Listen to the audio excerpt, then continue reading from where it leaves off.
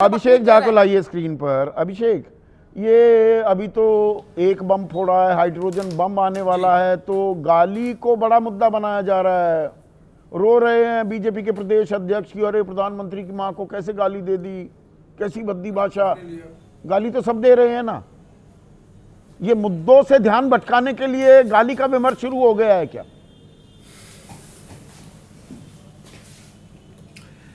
ये बहुत दुर्भाग्यपूर्ण है संदीप जी, और अत्यंत दुर्भाग्यपूर्ण तब लगता है जब ऐसे मुद्दों पर हम सब बैठ करके डिबेट भी करते हैं। ये गांधी का देश है, और गांधी के देश में आप जानते हैं कि अहिंसा की बात होती है। लोकतंत्र में विरोध करने के बहुत सारे तरीके हैं।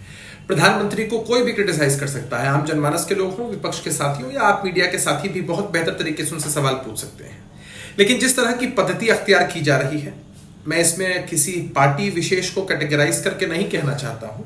मैं मानता हूं कि किसी भी संवैधानिक और सामाजिक पद पर बैठे किसी व्यक्ति को इन बातों का खासा ख्याल रखना चाहिए कि उनके आचरण, उनके शब्दों से उनकी मर्यादा किस तरह से तार तार होती है और समाज में क्या संदेश जाता है। अगर आपकी बात ठीक समझ रहा हूं अभिषेक, अगर मैं आपकी बात ठीक समझ रहा हूं, थोड़ा इशारा वो डीएनए पर सवाल उठाए थे नीतीश कुमार के, और नीतीश कुमार ने कहा मेरी मां को क्यों लेकर आ रहे हो भाई बीच में। बाकायदा चिट्ठी भी लिखी थी, प्रधानमंत्री को ही लिखी थी ना।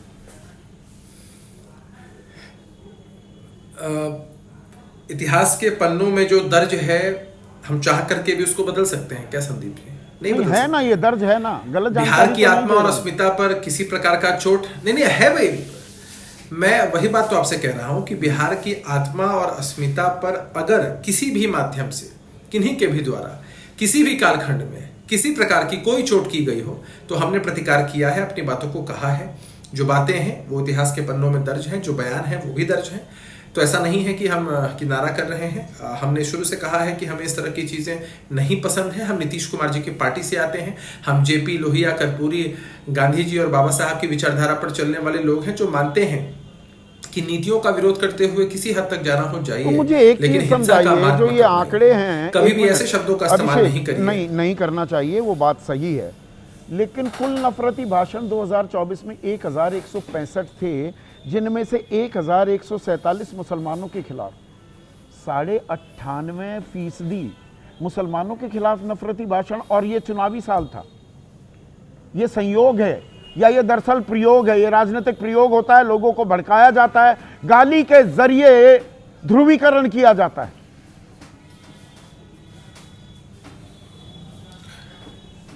संयोग हो या प्रयोग हो, इंटेंशनली हो या अनइंटेंशनली हो, किसी भी परिस्थिति में ऐसी चीजों की तरफदारी नहीं हो सकती है। मैं मैं स्पेसिफिक सवाल पूछ रहा हूं। दल विशेष की बात नहीं। संयोग हो या प्रयोग हो, या संयोग नहीं, ये प्रयोग है चुनावी साल में, इसीलिए 74.5% इजाफा हो जाता है गालियों में।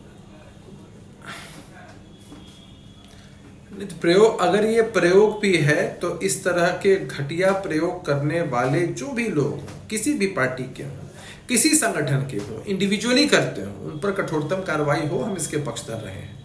और आपने देखा है कि बिहार में जिन लोगों ने किसी भी समय में, किसी परिस्थिति में अगर सांप्रदायिक सौहार्द के वातावरण को खराब करने का प्रयास किया खिलाफ आज तक कार्रवाई हुई है? सलूक हुआ है? किसके खिलाफ कार्रवाई हुई? किसके खिलाफ कार्रवाई हुई? रामजादे, हरामजादे, वो कटवा मुल्ला, और न जाने कैसे कैसे शब्द इस्तेमाल हुए। संसद में कुत्ता बताया जा रहा है किसी को। किसके खिलाफ कार्रवाई हुई? संसद, जैसे मैं आपको बता रहा हूं कि बिहार की सरकार में हमारी पार्टी अहम भूमिका निभाती है, और मुख्यमंत्री नीतीश कुमार जी हैं। सांप्रदायिक सौहार्द बिगाड़ने वाले लोग सलाखों के पीछे हैं, कहिए तो मैं अगली डिबेट में आज ही आपको पूरी फहरिस्त भेज दूं। नहीं, एक वो विजय शाह नाम का अपने आप को कुंवर कहता है, मंत्री बना हुआ है मध्य प्रदेश में, हमारे देश की वीर, और उनका तो परिवार फौज में रहा है, कर्नल सोफिया कुरैशी, उसको आतंकियों की बहन बता देता है और मंत्री बना रहता है। सही है क्या? नहीं, हमने तो इस बात की कड़ी निंदा की थी और हमने कंडेम भी किया था। मंत्री महोदय ने अपनी बातों को एक्सप्लेन किया, माफी मांगी, लेकिन कानूनन जो प्रक्रिया होनी चाहिए, आपने देखा है कि बहुत तरह की नोटिस भी उनको गए हैं। कानूनी जो भी प्रक्रिया 2 साल की सजा हो जाती है। राहुल गांधी को 2 साल की सजा हुई, सांसदी चली गई कि एक समुदाय को चोर कह दिया। यहाँ तो उससे ऊपर जा रही है बात। नहीं तो हम तो उसके पक्षधर हैं ना संदीप जी। पक्षधर कोर्ट में नहीं मामला है, गया ही पक्षधर है तो और नहीं हम है, इसके पर पक्षधर करें हैं तो कि क्या कार्रवाई करें? होनी मतलब है। गाली अब हो रही है तो क्या करें, और जनता भी ताली बजा रही है राजकुमार भाटी, तो क्या करें? आप लोगों की मजबूरी है, अब राजनीति भी करनी है, चुनाव भी जीतना है। संदीप जी, जो देश की राजनीति में भाषा का स्तर लगातार गिरता जा रहा है वो सचमुच चिंता की बात है, और देश के हर जिम्मेदार नागरिक को इस पर चिंता जाहिर करनी चाहिए।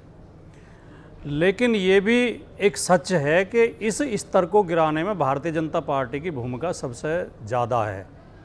भारतीय जनता पार्टी के लोग ही जब प्रधानमंत्री तक निम्न स्तर की भाषा प्रयोग करते हैं तो वो पार्टी सबसे ज़्यादा उसके लिए जिम्मेदार है। अभी आपने एक आंकड़ा बताया कि 1165 कुल नफरती भाषण हुए, जिनमें 1143 मुसलमानों के खिलाफ हुए, 47, हाँ, मुसलमानों को गालियां दी गई। तो वो किस पार्टी के लोग रहे होंगे? एक ही पार्टी मुसलमानों को गाली देती है।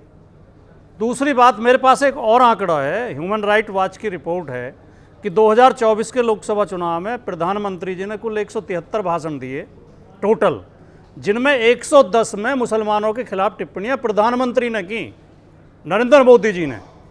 जिस पार्टी का प्रमुख और जब देश का प्रधानमंत्री ऐसी घटिया भाषा बोलता हो, तुम्हारी भैंसें चुरा ले जाएंगे, मंगलसूत्र छीन लेंगे, बहन बेटियों को उठा ले जाएंगे, 4 कमरे का मकान है तो 2 कमरे छीन ये लेंगे। ह्यूमन राइट वॉच वाले कहाँ हैं? ये कौन सा एनजीओ है? इनके पेट में दर्द हुआ रहता है। क्या उम्मीद सरकार की जा कहती है, सरकार कह रही है ये तो भारत में अस्थिरता लाने और इस तरह की अफवाहें फैलाने का काम करते हैं।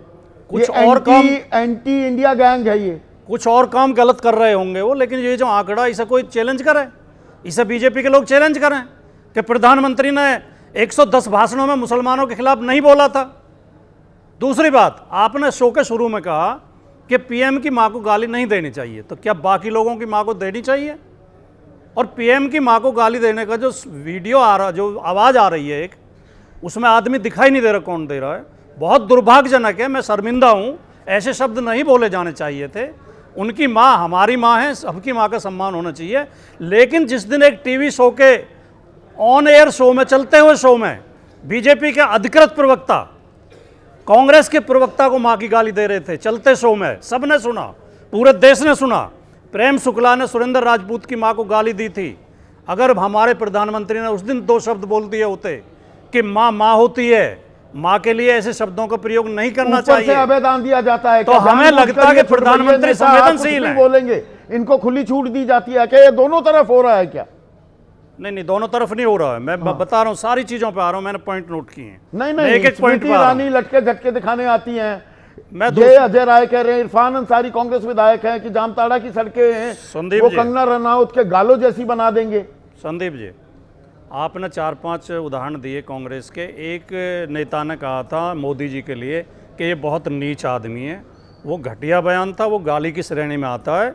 बाकी जो राजनीतिक मुहावरे प्रयोग किए जाते हैं, वोट चोर कह देना, मौत का सौदागर कह देना, खून की दलाली कह देना, जहर की कह देना, क्या ये गाली नहीं है? शूर्पणखा कह देना हमने खूब सुना है। इंदिरा जी के खिलाफ, खा गई चीनी पी गई तेल, ये देखो इंदिरा के खेल। हम उस समय कक्षा 6-7 में पढ़ते थे, 75-76 में खूब नारे लगते थे। कभी नहीं कहा गया कि ये गाली है। राजनीतिक मुहावरे, राजनीतिक भाषा अलग होती है। और जो बीजेपी के लोग प्रयोग करते हैं, बीजेपी के लोग नाम ले लेकर जो गाली देते तो वो हैं, लक्ष्मण रेखा कौन तय करेगा? वो भाषा आपने बहुत अहम पॉइंट उठाया है राजकुमार भाटी पर, वो लक्ष्मण रेखा कौन तय करेगा? वो तो साफ दिखाई देता है, वो तो साफ सुनाई देता है कि ये राजनीतिक भाषा बोली जा रही है या व्यक्तिगत गाली गलौज की जा रही है। अब मैं आप देखिए कि बीजेपी के लोग किस तरह की भाषा बोलते हैं। उन्होंने, अश्विनी चौबे ने कहा लालू यादव और नीतीश कुमार रंगा बिल्ला हैं। तो ये भी तो सोनिया गढ़ा जा रहा है, सोनिया गांधी पूतना है, सोनिया गांधी पूतना है। ये अश्विनी चौबे का। गिरिराज सिंह कह रहे हैं गोरे रंग के कारण सोनिया गांधी को कांग्रेस का प्रमुख चुना गया है। इस तरह की भाषा जो बोली जाती है, ये भाषा, अब वही तो मैं कह रहा हूं, आपके हिसाब से ये गाली है। दूसरा कह दे कि ये तो मुहावरे हैं, ये ऐसे इस तरह के शब्द इस्तेमाल। भाई भस्मासुर कह दिया, मौत का सौदागर कह दिया, उसमें आपत्ति नहीं, तो इसमें आपत्ति कैसे करें फिर राजकुमार भाटी? जहर की खेती करना, अब भारतीय जनता पार्टी और आरएसएस क्या जहर की खेती नहीं कर रहे? इस देश में नफरत की खेती नहीं कर रहे? देश के बारूद की खेती नहीं कर रहे? क्या इनकी भाषा, इनके आचरण ऐसे नहीं होते हैं जो समाज के अंदर नफरत फैलाते हैं, एक वर्ग के खिलाफ विद्वेष भरते हैं लोगों के दिमाग में, लोगों को भड़काते हैं और उनकी परिणति सांप्रदायिक दंगों में होती है? तो कौन सा शब्द हम प्रयोग करें? क्या ये जहर की खेती नहीं है? लेकिन ये गाली तो नहीं है, ये उनके राजनीतिक आचरण को हम स्पष्ट कर रहे हैं। तो ये इस तरह की भाषा एक अलग भाषा होती है। लेकिन व्यक्तिगत जो टिप्पणी की जाती हैं, वो गर्लफ्रेंड, कितने करोड़ की गर्लफ्रेंड बताई थी मोदी जी ने, दीदी ओ दीदी, वहाँ जाके जो पश्चिम बंगाल में मोदी जी बोल रहे थे, दीदी ओ दीदी ये स्कूटी वहीं जाके पलटेगी, सिंगूर में जाके स्कूटी पलटेगी दीदी। ये भाषा नफरत की भाषा है, ये भाषा गाली गलौज की भाषा है। और भाषा के स्तर, संसद के अंदर इनके एक सांसद ने जो एक मुस्लिम सांसद के लिए जो शब्द बोले थे, क्या इनकी उपेक्षा की जा सकती है? इन्हें नजरअंदाज किया जा सकता है?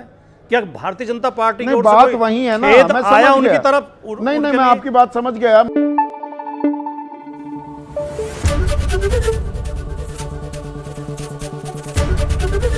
एबीपी न्यूज आपको रखे आगे।